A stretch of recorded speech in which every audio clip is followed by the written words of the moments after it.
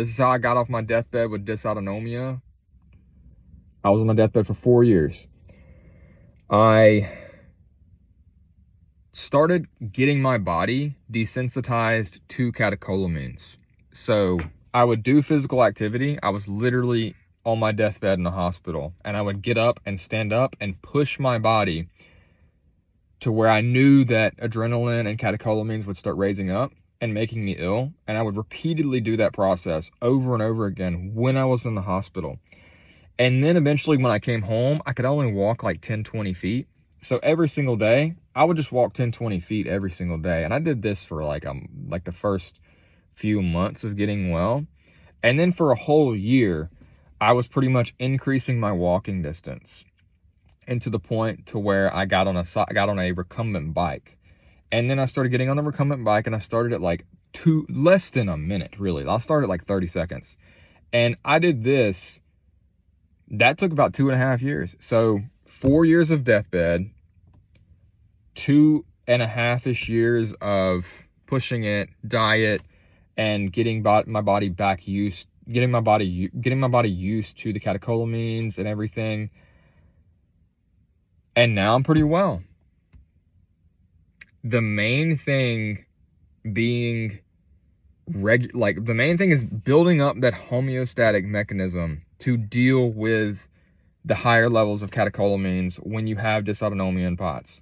When you have dysautonomia in POTS, your catecholamine levels are very high. They're going up, you're fight or flighting, your nerves are not functioning properly, your energy metabolism is not proper. You have all of these massive amount of negative and positive feedback systems going on in your body that are stimulating homeostatic mechanisms, right? And until you start dealing with them, you just face them head on, you are controlled by them. They are putting you down on the ground, right? Major things that help is breathing exercises and just confronting when the adrenaline storms get you, confronting them head on, just going straight into them, not worrying about dying or anything, just like, whatever. It's not anxiety. That's not anxiety. That's definitely your body. That's definitely dysautonomia. And if you sit there and you think that it's just anxiety and you think anxiety medications are going to make it worse, they're going to make it worse. Benzodiazepines are going to make it worse. Beta blockers, eventually going to make it worse. All of these medications, if you're taking them every single day, they're going to put you in a worse spot than you were before. And I've taken all the medications, literally tried every single medication there is for dysautonomia. Not a single one of them actually helped me. Some of them put like a Band-Aid on it, but then after, it was worse. And the major things are diet. The major things is movement. Literally movement and diet will get you to the point where you're 90% manageable with dysautonomia, where I don't even take sodium tablets anymore. Like, I hydrate and I put salt on my food and stuff, but I don't take sodium tablets anymore. I don't do any of that stuff. I'm good to go. 95% of days, I'm good. I do everything that everybody else does for the most part. I still have some stuff that I'm working out with dysautonomia, like mostly sleep, but I got pretty much all of it done. This has been like years of research. Literally, this took me literally 3 years of research to get my body to the point where it is now with dysautonomia, to where I'm managed. It literally took years. I was on my deathbed for 4 years, and then I've spent the last 2.5 years. There's some overlap there, because in the last year of being on my deathbed, I was getting better, and I was pushing it.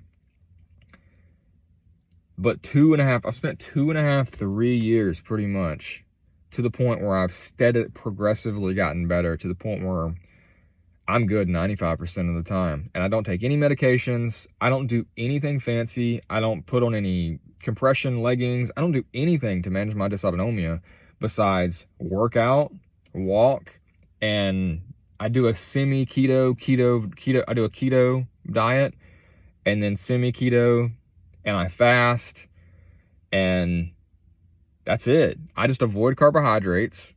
I do physical therapy on myself. no paid. Nobody's given me any money or resources to do this stuff. I did all of this on myself. I was getting put into a nursing home, and I did all of this myself. Every single bit of this was done myself. No one helped me with anything. Not a single person helped me. I had to do all the research myself. Every doctor that I went to ever was terrible. They didn't even know what dysautonomia was. Dysautonomia research facility that I was at, and the researchers and everybody were all over the place. The drugs didn't work. They nearly killed me. They don't even really know what they're talking about when it comes to treating dysautonomia. They don't even really know what they're talking about. Like, there is a way better way to treat it than what is being pushed by science and medical communities.